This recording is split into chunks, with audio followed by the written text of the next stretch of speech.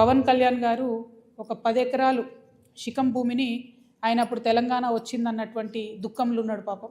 2014లో 11 రోజులు అన్నం తినలేదు, బాగా బాధపడుకుంటా ఏడ్చుకుంటా తెలంగాణలో ఒక 10 ఎకరాల శిఖం భూమిని ఆయన కొనుక్కున్నాడు. అప్పుడు కొనుక్కున్న తర్వాత ఏమైంది, ఆ కొనుక్కునే కన్నా ముందే చాలా చెరువులకు జనరల్గా ఫైనల్ చేసి మ్యాక్సిమం ఫ్లడ్ లెవెల్ అది డిసైడ్ చేయరు. కానీ ఈ పర్టికులర్ చెరువు పవన్ కళ్యాణ్ గారు ల్యాండ్ కొనుక్కున్నది కోడికుంట అనే చెరువు, సర్వే నంబర్ 706.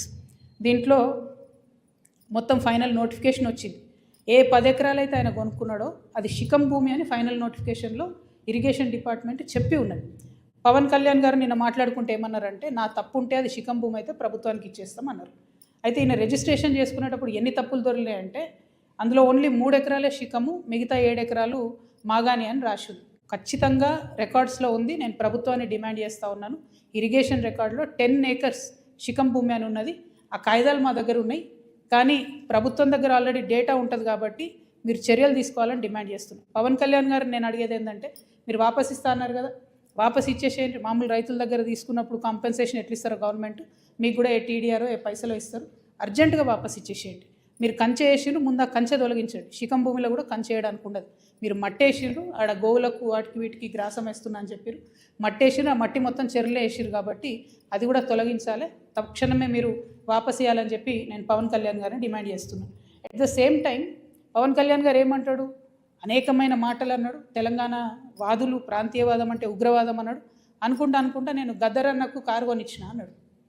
అంటే మీరు మా కళాకారులను ఎందుకు అవమానపరుస్తారు? ఒక పక్కనేమో ప్రొఫెసర్ నాగేశ్వర్ మాట్లాడితే ఆయన మీదకి వస్తారు మీద, ఇంకో పక్క కళాకారులు.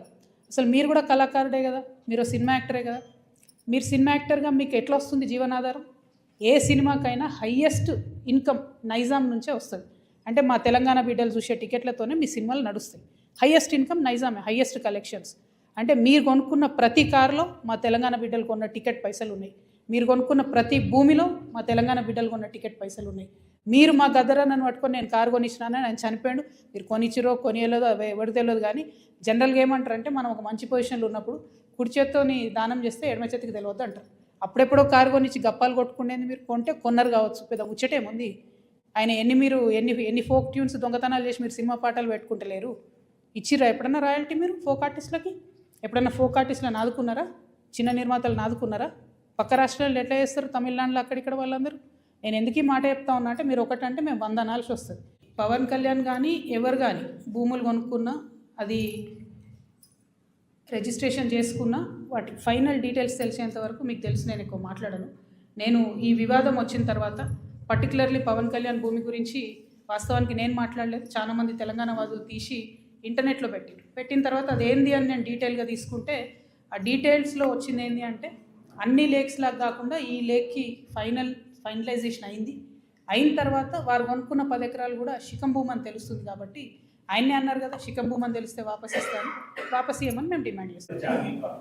మీకు బరాబర్ మా జాగిరే కదా, తెలంగాణ ప్రజల జాగిరే కదా. పవన్ కళ్యాణ్ జాగిర్ అయితే కాదు కదా, పవన్ కళ్యాణ్ వాళ్ళ ఫోర్ ఫాదర్ జాగిర్ కాదు కదా, మా జాగిరే కదా. మేము కదా కొట్లాడింది తెలంగాణ కోసం. ఇట్లాంటి వాళ్ళందరినీ ఎదిరించి కొట్లాడినాం కదా. పవన్ కళ్యాణ్ అయితే ఏంది, వాళ్ళ అన్న అయితే ఏంది, మొత్తం వాళ్ళ ఆంధ్ర సంతతంతా వచ్చి కొట్లాడితే కూడా తెలంగాణ బిడ్డలు ఏదో చిన్న చీమలైన పెద్ద పామును బట్టి సంపుతాయన్నట్టుగా అంత పెద్ద ఆంధ్ర విషకూరల నుంచి తెలంగాణను బయటికి తెచ్చుకున్నాం కదా. ఏం ఊరుకోము అంటే, కొట్లాడినాం, మేము కడుపు కట్టుకొని కొట్లాడినాం కాబట్టి మాకు ఖచ్చితంగా కోపం వస్తుంది, ఖచ్చితంగా ఆవేశం ఉంటుంది. ఇక్కడ మీరు వచ్చి రాజకీయాలు చేస్తామంటే మాత్రం ప్రజలు ఓడిస్తారు ఖచ్చితంగా. ఇప్పుడు రాజ్యాంగం చెప్పింది కాబట్టి ఎవరైనా ఎక్కడన్నా పోటీ చేయొచ్చు అనేదానికి ఇబ్బంది ఏం లేదు. కానీ నైతికత అనేది ఒకటి ఉంటుంది.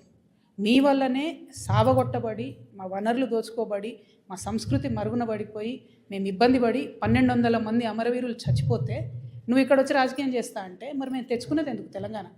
మేము చూసుకుంటే ఎందుకు ఊరుకుంటాం? టెక్నికల్గా నువ్వు 100 పనులు చేయొచ్చు, కానీ మారాలిటీ ఉండదా లైఫ్లో? నైతికత ఉండదా? చాలా పెద్ద నైతిక విలువలు చెప్పేటటువంటి మనిషి వద్దు ముర్రో అంటే ఈ వన్ సైడ్ లవ్ ఏంద్రా నాయన, మాకు అర్థమైతే లేదు. వద్దు బాబు, మీ ఆంధ్రాలో మీరు ఏమైనా చూసుకోండి అంటే ఈ గోలేంది, మీద వచ్చి యాసిడ్ వస్తా అన్నట్టు ఈ బలవంతము లవ్ ఏంది, నాకు అర్థమవుతుంది. కట్టుకోండి కదా క్యాపిటల్, ఆడ పడవలు వేసుకొని పోయే పరిస్థితి ఉంది, ఆడ కట్టుకోండి. అక్కడ ప్రజలను బాగా చూసుకోండి, అక్కడ ప్రజలకు హెల్ప్ చేయండి, అక్కడ పేద ప్రజలకు పనులు చేయండి. అవన్నీ ఇట్స్ వచ్చి మా మీద పడి ఎందుకు? ఇక్కడ లేరా మా నాయకులు? మస్తు మంది ఉన్నారు కదా. మేమే ఎవరమవరం గెలుస్తాం, మేమే ఎవరమవరం చేసుకుంటాం. మా వాళ్ళు చేయగలిగినంత మేము చేసుకుంటాం, మేము బాగుపడతాం.